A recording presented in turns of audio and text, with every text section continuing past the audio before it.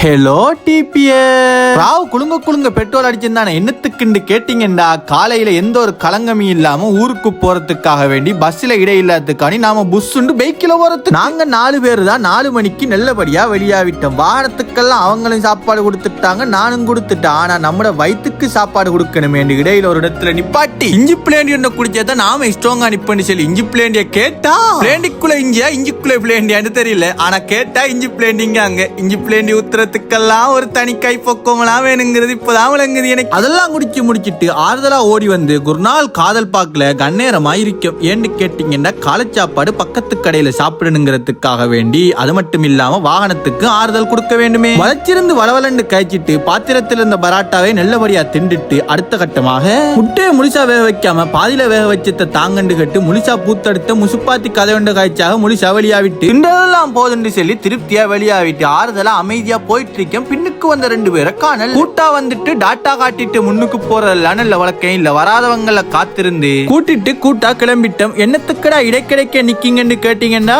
மொத்தமா போனா சத்தமா கேட்கும் வாகனத்துக்கு. இதெல்லாம் சரிப்பட்டு வரான்னு கொஞ்ச நேரம் இருக்கே போட்டுட்டு இந்த பெரிய யானை இப்படியே ஒரு 4 யானையை கண்டிருப்போம். போற வழியில எதுவுமே செய்யாதான்னு கேட்டீங்கன்னா பக்கத்துலதான் போய் பார்க்கணும் செய்தா இல்லையாண்டு அதால தூரமா நின்று புகைப்படத்தை புன்னகையோட எடுத்துட்டு புத்தியா வெளியாயிட்டோம். இதுக்கு மேல நின்னுண்டா அதிர சக்தியை நமக்கு காட்டி விட்டுரும். இதெல்லாம் தேவையா? அப்படியே போயிட்டு இருக்கக்குள்ள இடையில வந்த ஒருத்தர் வீட்டுக்கு சாமான் வாங்கணுமாண்டு அங்க இங்க நிப்பாட்டினாரு. அதெல்லாம் வாங்கிட்டு அடுத்த கட்டமா போயிட்டு இருக்கோம். இடையில இப்படியான சாப்பாடோட இருக்கிக்கிற இதுக்கு நீங்க பகல் சாப்பாடே திங்கலாமான்னு கேட்டீங்கன்னா அப்படிலாம் இல்ல. உருப்படியான சாப்பாடை வீட்டுக்கு போய் திங்குறதா பிளான் பண்ணிட்டோம். போற வழியில தம்பிக்காரன் கண்டுட்டா நானா வந்துட்டீங்களான்னு வாடாம்பி ஏறாண்டு ஏத்திட்டு போய் வீட்டுக்கு போய் உருப்படியான சாப்பாடை திங்குறதுக்கு குளியல போட்டுட்டு குந்திட்டேன். தாய்க்குளத்தை கேட்க வேணும் புள்ள வந்திருக்கான்னு சொல்லி புல்லா வச்சு தந்திருந்தாங்க. அல்லாண்டு எல்லாத்தையும் திண்டுட்டு அடுத்த கட்டமாக இன்னும் கொஞ்சம் அடுத்து கொதிப்பி போட்டு துக்கத்தை போட்டுட்டு எழும்பி தேயிலையொண்ட குடிச்சிட்டு வந்து பார்த்தா சிறுவண்டெல்லாம் வந்து சிரிப்போட நம்மள பாத்துட்டு இருக்காங்க. ஏண்டு கேட்டீங்கன்னா இவ்வளவு நாள் இல்லாத குறை இனி கொஞ்ச நாளைக்கு உங்களோட இருக்கேன். நாம் இவனுங்களோட விளையாடி போட்டு இன்றைய நாளை முடிச்சிட்டு ஓட்டடி பேச